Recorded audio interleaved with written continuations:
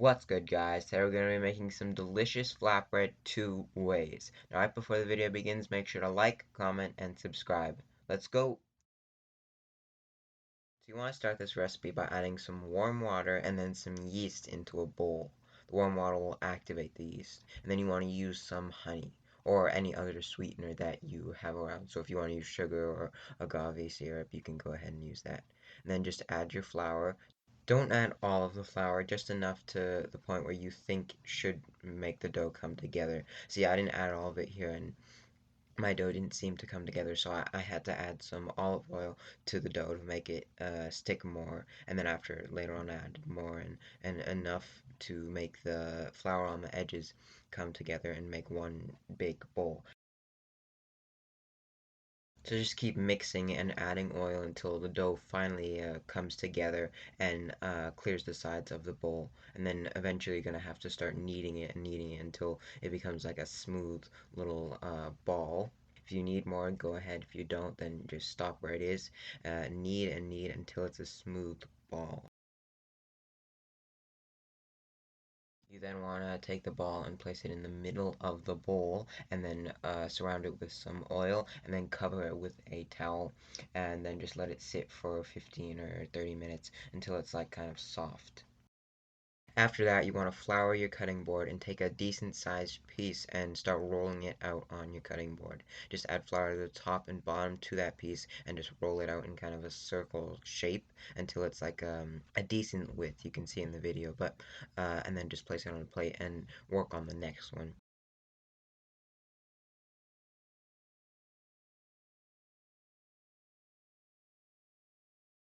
Okay, so once you roll it out, you want to take a skillet and put some olive oil on. If you want to use regular, you can go ahead and do that.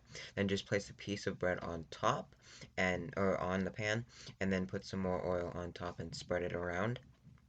And then just let it cook and you'll see the bubbles rise on top, and you can check it a few times. You can see it as I did in the video, and when it's ready you'll flip it and then cook it for the same amount of time, 2 or 3 or 4 minutes, until the bottom or the top is brown.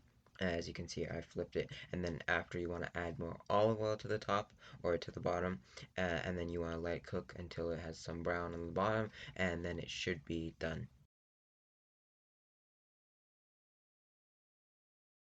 Now, for the second way of making this, you want to chop some garlic. I did 3 cloves. If you want to do more or less, you can go ahead and do that. And then on the side, chop some parsley as well. You're just going to mix it together, and we're going to put it on the bread after.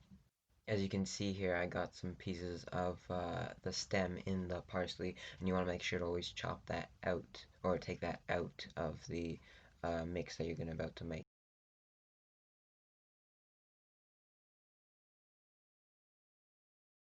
So same as before, you want to take the bread and put it on the medium-high heat of the skillet, and then you're going to add some olive oil. And then differently, you want to add the garlic and parsley mixture that you made. Now, I put it on now, but if you want to put it on when the bread is almost done, then you can go ahead and do that. If you want more of a raw garlic taste, then that works too. You just want to spread it around and let the bubbles rise on the piece of bread, and then you want to flip it. And then once you flip it, you want to add once again the garlic and parsley with some olive oil and just spread it around. And then you want to let it cook for the remainder of the time, 3 or 4 minutes. And then you want to flip it, and voila.